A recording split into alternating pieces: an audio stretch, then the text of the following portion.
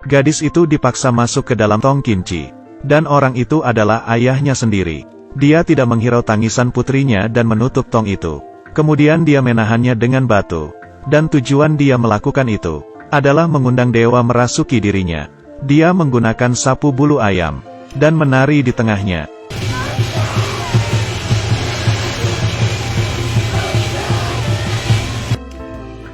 Angin berhembus kuat.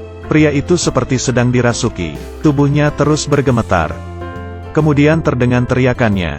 Lalu dia terjatuh di atas cermin. Saat penduduk desa naik gunung untuk memeriksa, semua yang ada di sini sudah menghilang. Seperti tidak terjadi apapun. Satu malam setelah 60 tahun, sepasang suami istri mengemudi mobil melewati lokasi itu.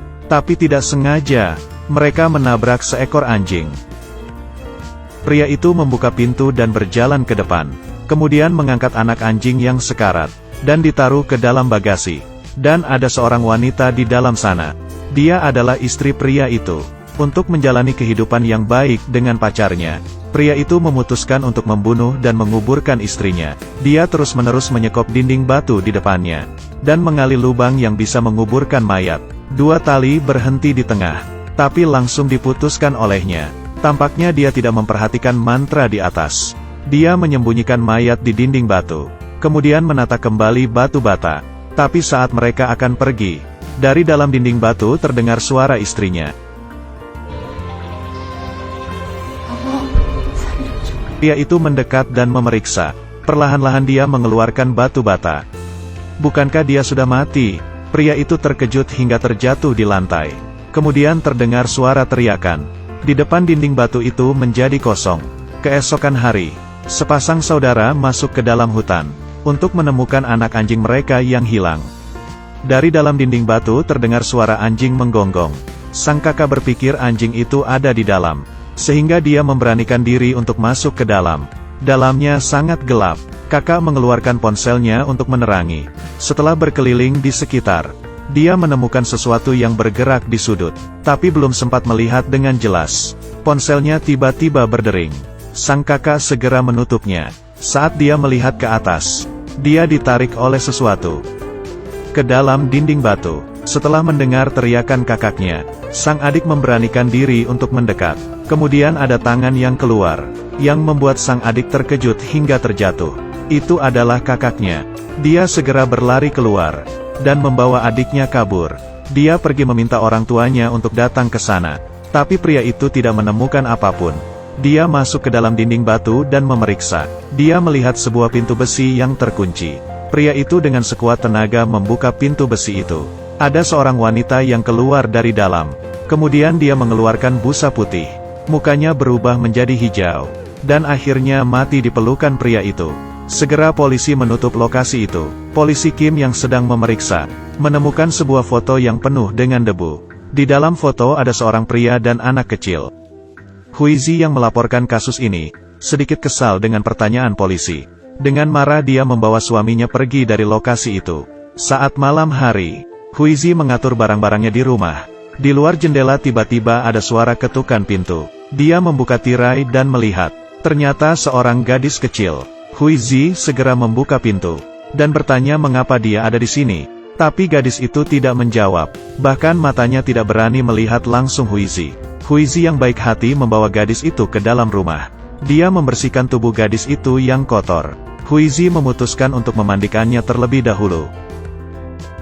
Wanita itu membuka resleting gaun gadis itu. Dirinya sangat terkejut. Punggung gadis itu ditutupi oleh luka memar. Siapa yang begitu kejam?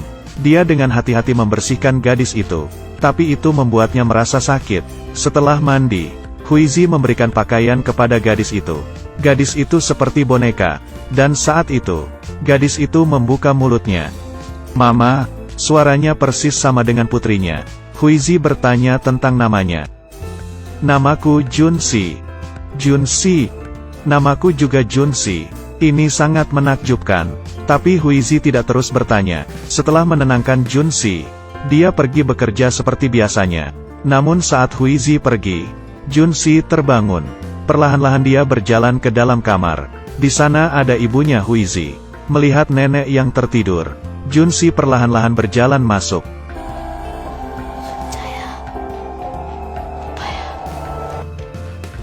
Saat Huizi pulang rumah, dia melihat pisau yang berantakan di dapur.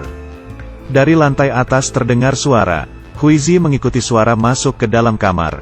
Saat membuka lemari, Junsi sedang bersembunyi di dalam. Dia membawa Junsi keluar. Dia tidak menyadari nenek sedang membawa pisau di belakangnya. Saat Huizi berbalik badan, nenek langsung menerkamnya. Seperti kerasukan setan, dia terpaksa membawa Junsi bersembunyi di ruang anjing. Mama. Tak lama kemudian, di luar kembali tenang. Saat suaminya pulang rumah, nenek kembali seperti normal. Hanya tersisa cermin yang tertutup oleh plastik. Sang suami membuka sedikit. Dia tidak menemukan apapun. Pada malam hari, dari dalam cermin terdengar suara keluarganya. Nenek menutupi telinganya, tapi itu tidak membantu. Suara terus membayangi nenek, dan mengendalikannya berjalan ke dinding batu yang dalam. Ketika mereka sampai di rumah, nenek telah menghilang. Suaminya memperhatikan cermin itu. Dari dalam terus mengeluarkan cairan. Dia merobek semua plastik untuk melihat. Ada sepasang tangan yang diukir di atas. Mereka memanggil polisi, tapi investigasi tidak mendapatkan hasil apapun. Tepat sebelum pergi, polisi mengambil foto untuk dilihat Huizi. Gadis di atas adalah Junsi, dan ini adalah foto dari 80 tahun yang lalu. Huizi ingin menanyakan kejelasan dari Junsi. Sepasang tangan menghentikan Huizi. Itu adalah wanita buta. Dia memberitahu Huizi, mereka bertemu dengan roh. Ini adalah hantu legendaris. Dapat meniru suara, dan menutupi hati orang. 80 tahun yang lalu, pria ini dipilih oleh roh. Jiwanya secara bertahap dilahapnya. Dia mulai menggunakan hewan untuk mencoba efeknya. Kemudian roh itu menduduki jiwanya. Dia memotong lengannya dengan pisau. Dengan menggunakan darah untuk memancingnya. Kemudian membuka pintu. Membawa putrinya keluar dari kandang babi. Dan dipaksa masuk ke dalam tong kinci. Dan ditutup untuk selamanya. Kemudian dia berdiri di tengah mantra. Dengan menggunakan sapu bulu ayam. Dan menari seperti kerasukan. Kemudian seluruh tubuhnya bergetar. Dan kepala jatuh di atas cermin. Lalu dia membawa semua barang menghilang. Saat itu lonceng berbunyi. Penyihir berdiri dan menyentuh. Dan berteriak agar wanita itu berlari pulang rumah. Wanita itu mulai berlari sepanjang jalan. Dan di rumahnya, putrinya yang berusia 5 tahun sedang tidur. Tapi terdengar suara Huizi yang terus memanggil namanya. Junsi. Junsi. Mama. Junsi datang sini, kita harus segera pergi. Putrinya mendengarkan suara, perlahan-lahan turun ke bawah. Gadis ini perlahan-lahan berjalan masuk ke kamar mandi. Dan dia melihat seorang pria keluar dari dalam cermin. Gadis itu ketakutan dan segera melarikan diri. Dan bersembunyi di rumah anjing. Sepasang tangan keluar dari cermin dan menariknya. Dirinya yang ketakutan segera masuk ke kandang anjing. Kemudian suara ibunya terdengar lagi. Tapi orang yang masuk adalah Junsi. Dia menggunakan suara ibunya untuk mendekati gadis itu. Junsi, kemarilah. Perlahan-lahan menenangkan gadis itu. Akhirnya Huizi kembali. Tapi dia tidak menemukan putrinya. Hanya terlihat jejak tangan di cermin kamar mandi. Dia menelpon-telpon putrinya. Terdengar suara dari dalam lemari. Huizi membuka dan melihat. Itu adalah Junsi dan putrinya. Dia memberitahu semua hal yang dia tahu kepada Huizi. Keduanya memutuskan untuk kembali ke lubang itu. Tapi saat mereka masuk ke dalam, suara keluarga mereka terus terdengar di telinga mereka. Di mana dirimu? Dalam kegelapan, penyihir berlari ke arah mereka. Kedua orang yang ketakutan segera melarikan diri. Mereka bersembunyi di gua kecil. Dan penyihir mengikuti mereka dari belakang.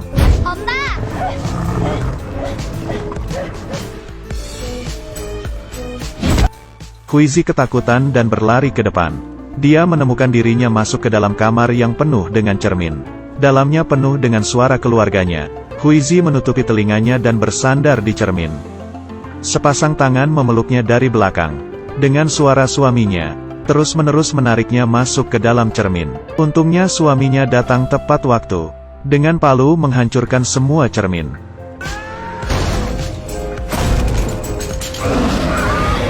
Penyihir terluka di dalam cermin. Tapi bahaya belum berakhir. Mereka harus segera pergi. Suaminya menyuruhnya untuk meninggalkan Junsi. Huizi melihat Junsi yang berdiri di sudut dan menangis. Dia masuk dalam keraguan. Akhirnya dia ditarik suaminya pergi.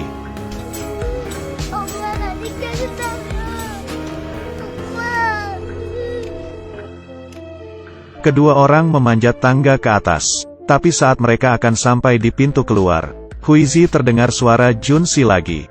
Dia bertahan untuk tidak mendengarnya. Tapi hatinya terus terpikir. Saat dia mendengarkan suara tangisan, hatinya benar-benar runtuh. Dia melepaskan tangan suaminya, dan kembali ke dalam kegelapan, dan memeluk Junsi dengan erat, dan berjalan ke kedalaman kegelapan. Pada akhirnya, hanya suaminya yang berhasil melarikan diri. Saya harus mengatakan, bahwa saya tidak terlalu mengerti dengan film ini. Demi anak yang tidak dikenali, dia memilih menyerahkan suami dan putrinya. Ini pasti hanya plot cerita. Awalnya lumayan bagus. Bagian belakang benar-benar speechless. Tapi itu masih layak untuk ditonton. Jika Anda suka bisa coba tonton ya.